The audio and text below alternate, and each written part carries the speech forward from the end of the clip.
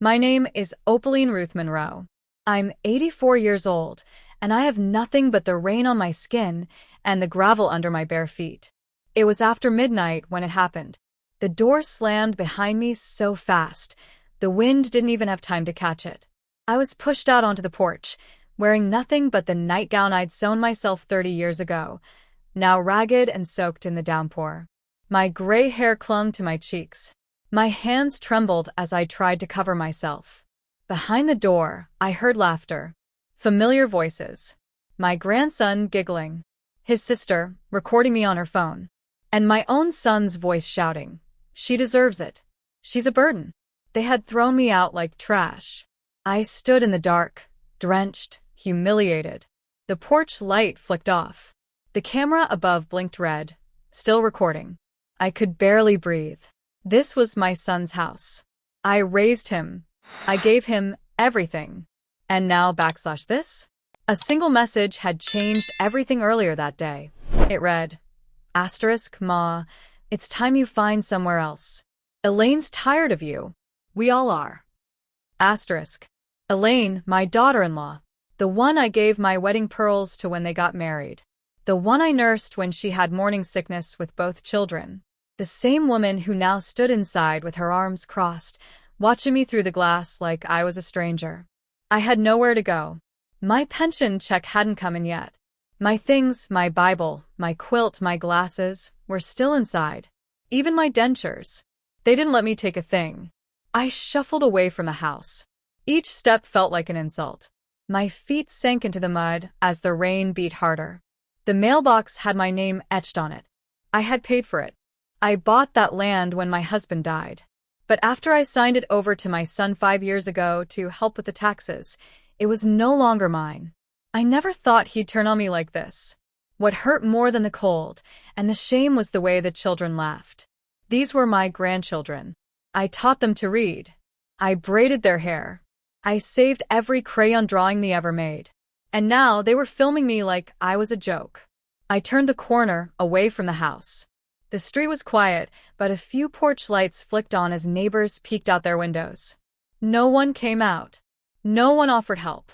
I made it to the edge of the neighborhood and collapsed behind a row of trash bins. I cried, my fingers scraping the concrete. I was too proud to beg, too heartbroken to scream, and too cold to move. A stray dog came sniffing around and sat beside me, as if to offer company. The only kindness I received that night. How did it come to this? How did the boy I raised with lullabies and lunchboxes become the man who'd let his wife strip me of dignity? I used to be strong. I used to be somebody. But now I was just an old woman, abandoned. And yet, even in the dark, I felt something inside me begin to burn. Not rage. Not revenge. Something stronger.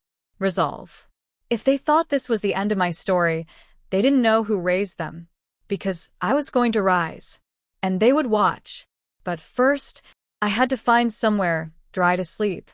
Before you go, what would you have done in her shoes? Drop your thoughts in the comments, and don't forget to follow for the next chapter. You don't want to miss what she does next. I found shelter behind a closed bakery on Maple Street. The awning was torn, the concrete cold, but at least the rain didn't hit my face anymore. I leaned against the brick wall and curled up on a discarded flour sack. My old bones ached, but I didn't cry this time.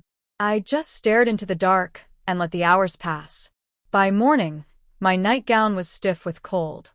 I stood, brushed the dirt off my legs, and limped down the alley. I wasn't sure where I was going. I just knew I couldn't go back. The sun rose over Danton, a small town I had lived in most of my life. Once I was known here, people waved, called me Ms. Opal, asked for advice on quilts or casseroles. I'd spent 40 years teaching second grade at the elementary school down the road. But now? Nobody recognized me. Or maybe they did, and just didn't want to get involved. I walked to the library. It was warm inside, and Miss Judy, the librarian, hadn't changed a bit. She glanced at me, wet, barefoot, trembling, but said nothing. I sat in the farthest corner, wrapped my arms around myself, and fell asleep with my head resting on a stack of forgotten newspapers. When I woke, There was a sandwich wrapped in foil beside me and a thermos of warm tea. No note. But I knew it was Judy. That little act of kindness lit something inside me. I spent the next few days drifting. The church gave me a coat. The soup kitchen gave me soup. But no one asked questions. No one knew what had been done to me. I stayed quiet. I wasn't ready to tell. But the memories wouldn't stay quiet. I remembered when I first handed over the house deed. My son, Jeremiah, was so convincing. "Ma, don't worry, it's just paperwork. You'll always have your room. We'll take care of you." Elaine had smiled and nodded. I believed her. I wanted to believe them both. I thought maybe, finally, I wouldn't be alone. When I moved in with them after my arthritis surgery, I tried to be useful. I cleaned, I cooked, I helped with the kids. But slowly, Elaine began to nitpick. She left crumbs on the counter again. She watches weird old movies with the kids. She's too loud when she prays. Jeremiah started to pull away too. He came home later and spoke less. I noticed how Elaine whispered in his ear more often. How the kids began to mimic their mother's eye rolls. It wasn't sudden, it was slow. Like a leak in the roof you ignore until it rots through. Then came the big lie, that I yelled at the children. "I just don't feel safe with her here," Elaine had whispered, clutching her youngest as if I were some monster. I had never laid a hand on them. Still, Jeremiah believed her. The worst part? The kids laughed. They laughed when I begged. I saw the camera in little Maddie's hands. She was 12. 12 and recording her grandmother's breakdown. And Jeremiah didn't stop her. I had loved them with everything I had. How did that love turn invisible? But love wasn't going to save me anymore. I needed something stronger now. I needed a plan. I went to the courthouse. I asked for the title history of the house. When I saw my signature, plain as day, next to the transfer to Jeremiah's name, I felt sick. The woman behind the counter looked at me kindly and said, "Ma'am, did anyone explain the consequences of this when you signed?" "No," I whispered. "It was family." She gave me a pamphlet. Elder Financial Abuse. What You Can Do. That night, I read every word. They thought I'd crawl away and die quietly. But they didn't know what quiet women like me do when we've had enough. I found a shelter for seniors and moved in. It wasn't much, a cot, shared bathroom, and instant coffee, but it had something I hadn't felt in weeks. Safety. Every night, I wrote in a notebook. I documented everything. Dates. Conversations. Threats. Even what Elaine told Maddie one night when they didn't know I was listening. "Keep recording, sweetie. We might go viral with this." They weren't just cruel. They were calculated. And if they wanted attention, oh, they were about to get it. Because I wasn't just a grandmother. I was a fighter. I had buried a husband, survived cancer, raised a son on a janitor's salary. And now I was coming for my life back. And what I did next would silence every laugh that echoed behind that locked door. If you believe no mother should ever go through this, tell us in the comments, and follow this journey. The next chapter will leave you speechless.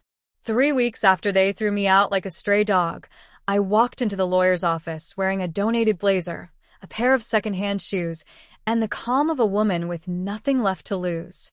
His name was Mr. Clayton Barnes, an old friend of my late husband from their Army days.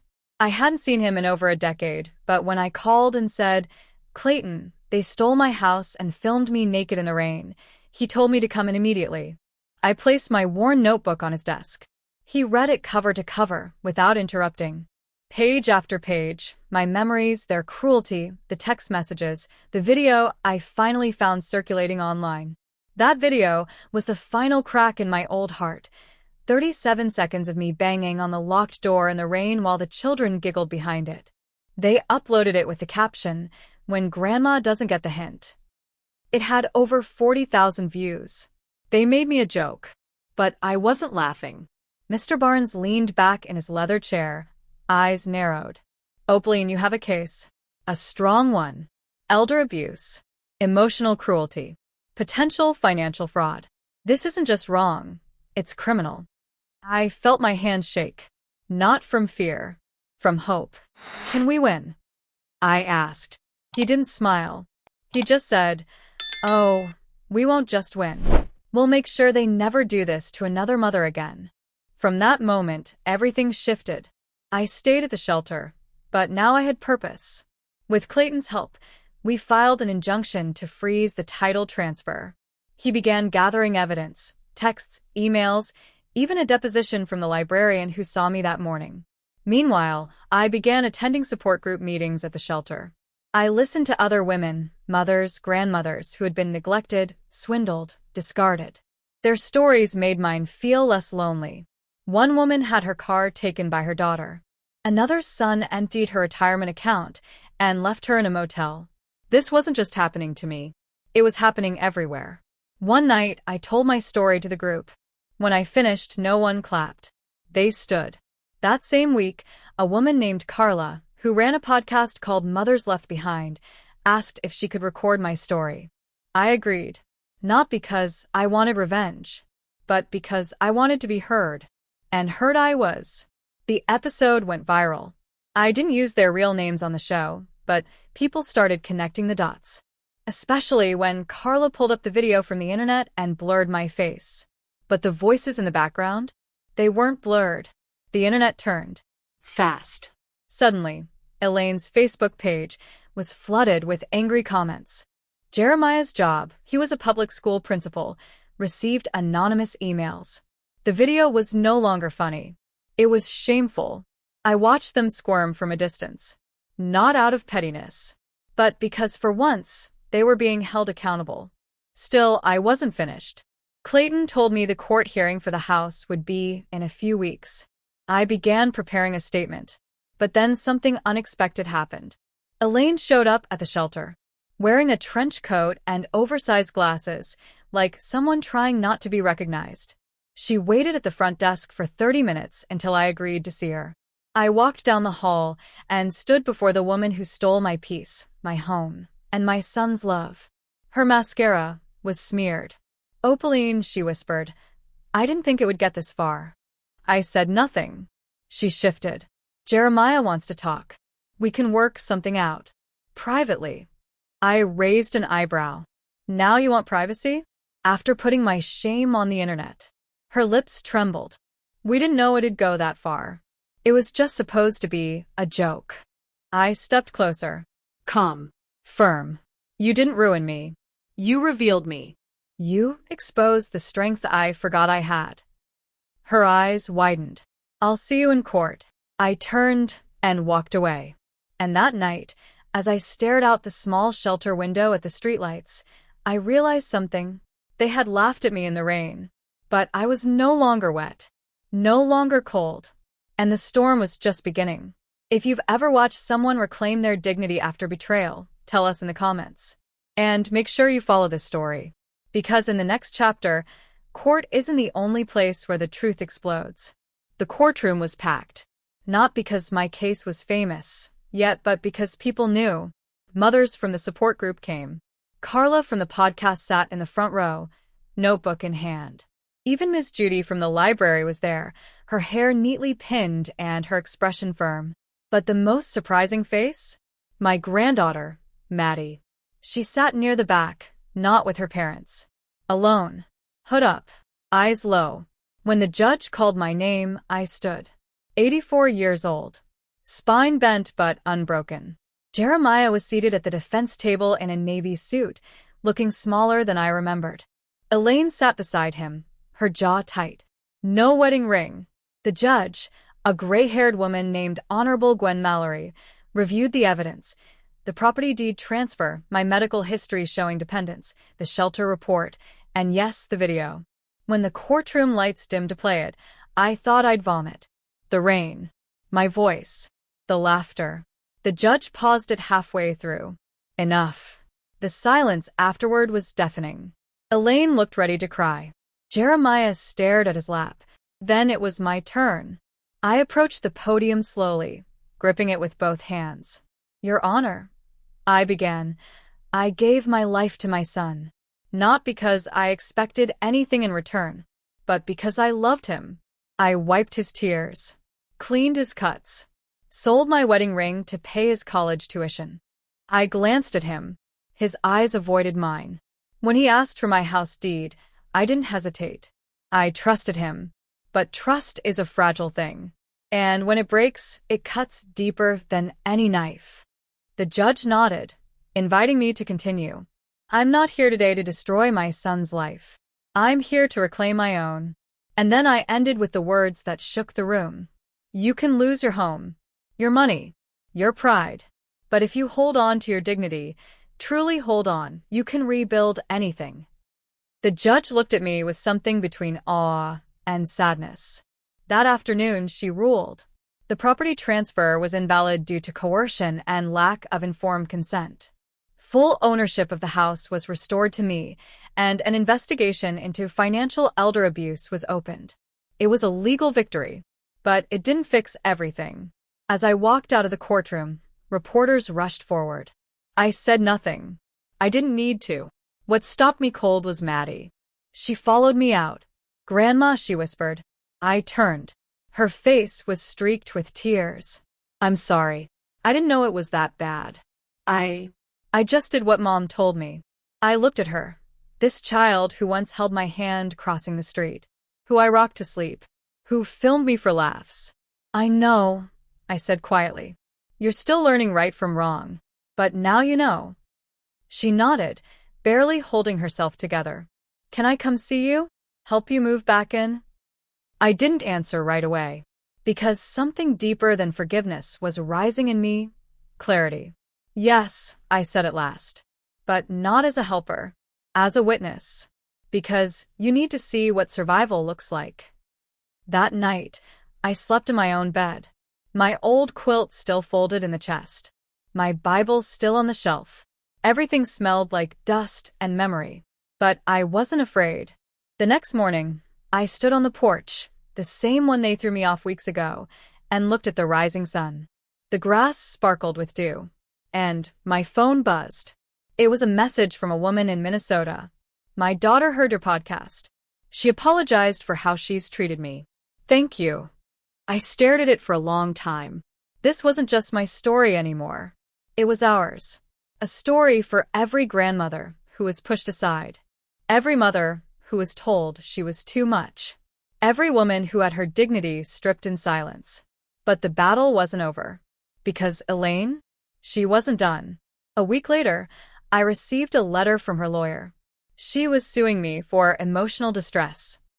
And that's when I knew this storm had more lightning to throw. If this part shook you, don't miss what comes next. Drop a comment, share this story, and make sure you're following.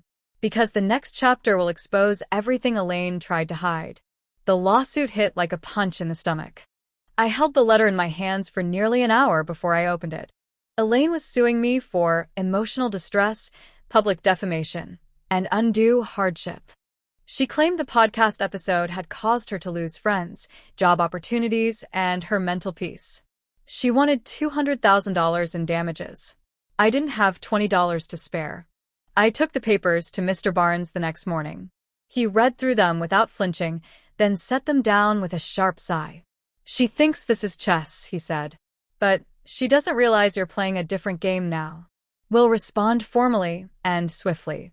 I leaned back in the chair, feeling the exhaustion of the past few months sink into my bones. "Do I have to fight her again, Clayton?" He looked me in the eye. "You're not fighting for you anymore, Opaline. You're fighting for every woman who's been humiliated behind closed doors and told to be quiet about it." So we responded. And the podcast world responded too. Carla released a follow-up episode titled, "They Sued the Survivor. Here's What She's Doing Next."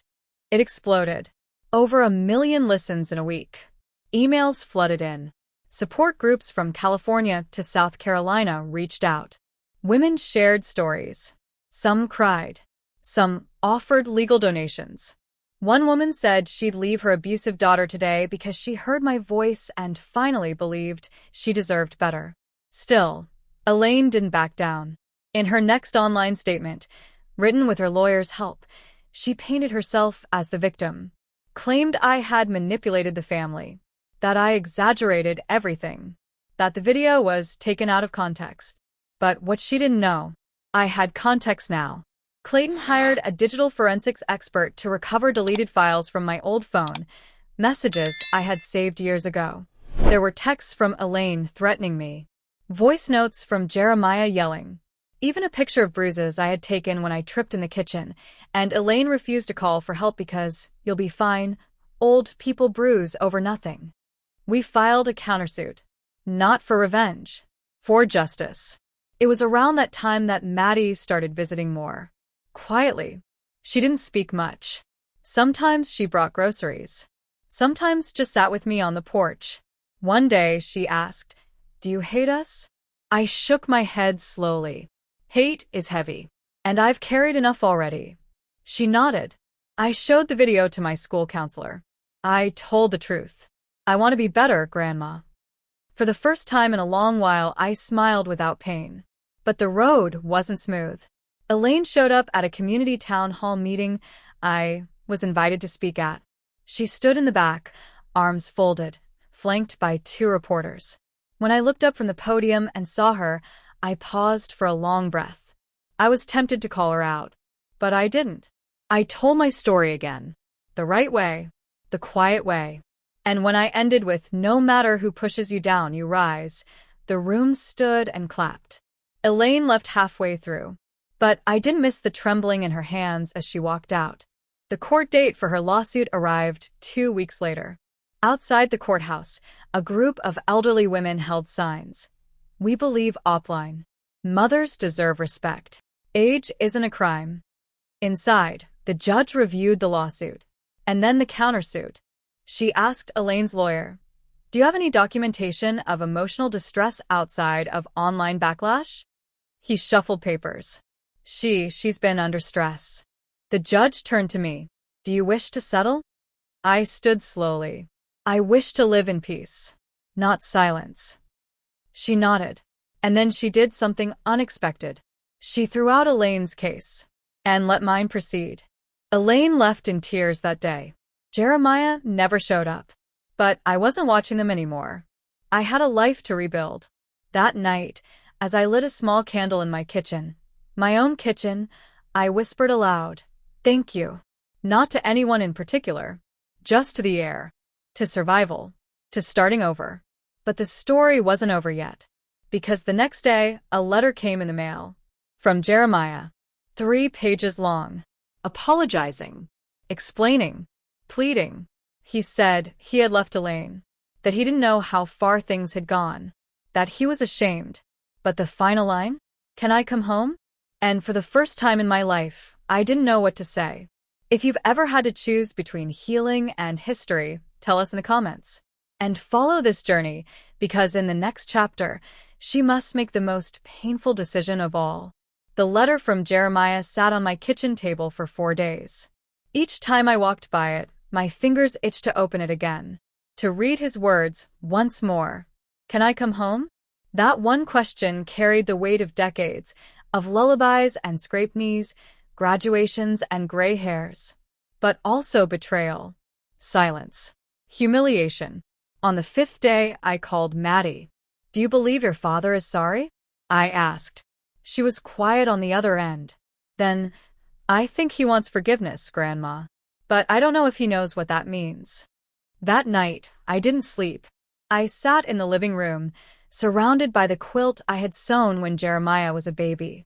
Every stitch told a story. The yellow square for his first steps, the blue one for his favorite toy, the green one for his first fever when I sat by his crib all night. It hurt, but I knew what I had to do.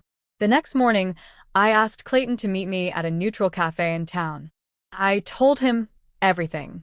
That Jeremiah had written me. That I wasn't ready to forget, but I wasn't ready to hate forever either. He listened quietly, then slid a folder across the table. "Before you make a decision," he said, "you need to see this." Inside were photos. Not just court exhibits. Receipts. Jeremiah had withdrawn nearly $40,000 from the home equity line in the months after I transferred the deed. A second car was purchased in Elaine's name. A luxury vacation to the Bahamas. And a payment to an agency labeled social marketing. That viral video? Clayton said. They paid to boost it. I couldn't breathe. They had humiliated me, and then paid for more people to see it. My hands clenched the paper, but my voice stayed calm. I want the world to know the truth, I said. All of it. But I'll decide how it ends. Clayton nodded. I'll stand behind whatever you choose. That afternoon, I drafted my response to Jeremiah. 3 lines. Son, your apology is noted, but consequences are not canceled by regret. I will pray for you, but you cannot come home. I mailed it the next day. Maddie visited that evening. I told her the truth. Showed her the photos. She didn't defend her parents. I'm staying with Aunt Rachel now, she said softly. Mom's still lying to everyone. Dad barely leaves his room. I nodded, and then I said something that surprised even me. If you want, you can stay here. She blinked. Here. This house doesn't need more bitterness. But maybe it can be a place for second chances. For people who earn them. Tears filled her eyes. She hugged me so tight my bones creaked. And just like that, the house began to feel warm again. We painted the kitchen that weekend. Maddie baked banana bread, using my old recipe. She cleaned out the attic, even found her father's baseball glove. She didn't cry, but I did. Especially when she taped a note to the fridge that said, "Home is where you're safe, not where you're silent." A week later, I got a call from a local news station. They wanted to do a feature on elder abuse and survival. I said yes. And when the story aired, dozens more reached out. One woman drove 2 hours just to hug me. A retired teacher said I gave her the courage to sue her daughter for draining her account. The movement had begun. We formed a group, Silver Rise, for women over 65 who had been betrayed, forgotten, or pushed aside. What started in pain was blooming into power. But one evening, just as Maddie and I were setting the table for dinner, there was a knock at the door. I opened it, and there stood Elaine. Alone. No makeup. No lawyers. Just her. "Opaline," she said, voice shaking. "I lost everything. I need to talk." I didn't say a word. Not yet. Because this time I would listen. But on my terms. If you've ever faced the person who broke you and still found the strength to stay standing, share your story in the comments. And stay tuned. The next chapter reveals what Elaine confesses, and it will leave you speechless. Elaine stood in my doorway like a ghost from a nightmare I thought I'd already woken up from. She looked small, not just physically, but stripped of her pride, her armor. Her eyes were swollen, lips cracked, hands shaking at her sides. Maddie stood behind me, frozen. I stepped outside and gently closed the door between us. We stood face to face on the same porch where I was once thrown out into the rain like garbage. Now she was the one shaking in the cold. "I don't expect anything," Elaine whispered. "But I need to say it." I said nothing. She continued. "When the video went viral, I thought maybe we'd get attention, that people would laugh with us. I didn't realize they'd see what we really were." "What you really were," I corrected her quietly. Her eyes filled with tears. "You're right. It wasn't just my idea, but I pushed it. I made those kids think it was okay. I told Jeremiah, you were too much. That having you in the house was holding us back. And when you cried, I told them not to feel bad. That it was just your age showing." She broke down then, right on the steps. "I thought you were going to die soon anyway." Those words should have broken me, but they didn't. They revealed her. Every inch of her cruelty. Not the kind that hits. The kind that chips away over time. The slow, quiet kind. "I've lost everything now," she sobbed. "Friends, jobs, my reputation. Even Jeremiah left. I wake up every morning wondering if I'm cursed." I cross my arms. "That's not a curse, Elaine. That's consequence." She nodded slowly. "I came to ask one thing. Not forgiveness. I don't deserve that. But Maddie, please don't turn her against me. Don't let her forget who I was before." I turned to glance at the window. Maddie was watching, but not in fear, in strength. "You did that all on your own," I said. "But Maddie will know the truth. All of it. The ugly. And the grace." Elaine's lips trembled. Is there any grace left for me? I didn't answer. Instead, I reached into my cardigan pocket and pulled out a tiny folded paper. It was a flyer from Silver Rise. Our next support meeting. I handed it to her. If you want redemption, I said, show up. Listen. Don't talk. And don't expect a microphone. Just sit with what you did. She took the flyer like it was a key to a locked room she never thought she'd enter. And she walked away. Did I forgive her? No. Not yet. But I let her go without hate. That night, Maddie came into the living room with a question I didn't expect. Grandma, could I share your story at school? Not the video. The real story. I blinked. You want to talk about what happened? She nodded. I think the other kids need to hear it. A lot of their grandparents live with them too. They joke about them like they're furniture. I want them to know better. I smiled. A real one. That, I said, is how change begins. In the weeks that followed, everything moved fast. Silver Rise was invited to speak on a national talk show. Carla's podcast was optioned for a docuseries. Clayton helped dozens of other elderly women reopen stolen property cases. We even received a grant to open a permanent shelter for women like me. But the most shocking moment came at a town ceremony in April. The mayor of Danton named April 7th as Opaline Monroe Day, a date to honor elder dignity, strength, and survival. I cried that day, not because I was proud, but because I had survived long enough to be seen.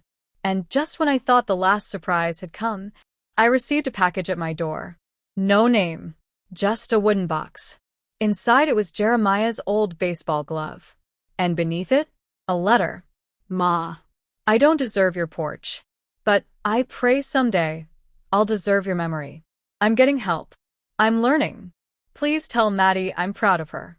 She's becoming the kind of person we all should have been. Love. Jeremiah.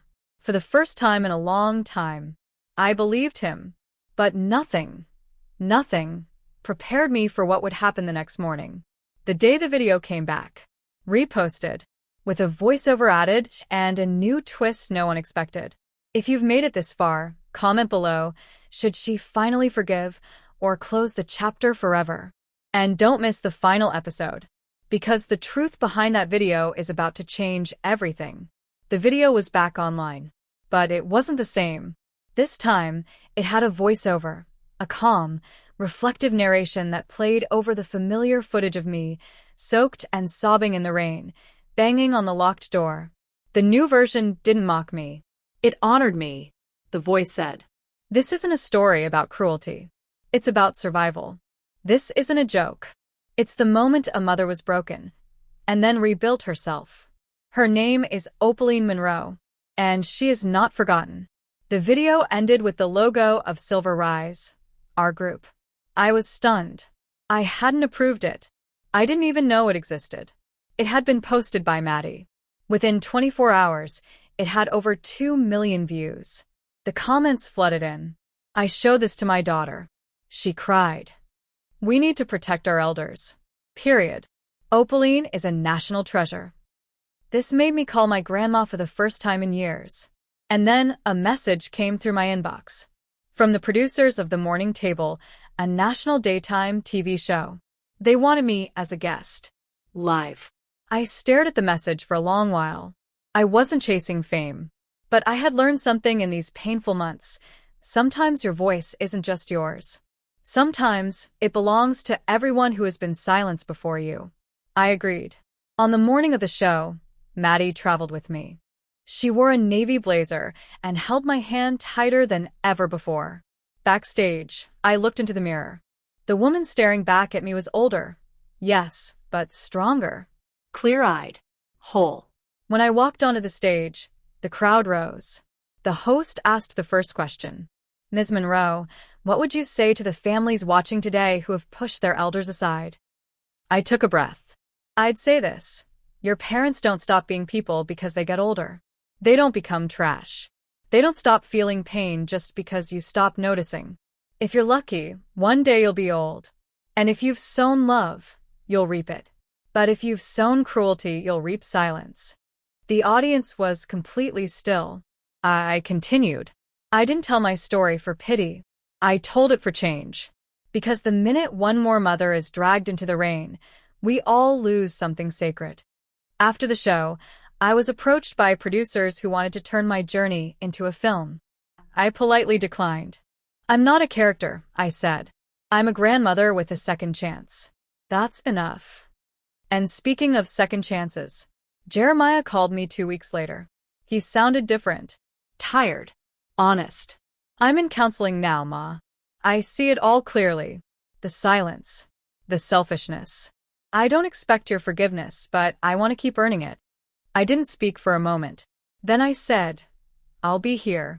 When you're ready to be a son again, not just by name, but by action. And I meant it. Because forgiveness isn't a door you leave open. It's a door you unlock when someone truly knocks.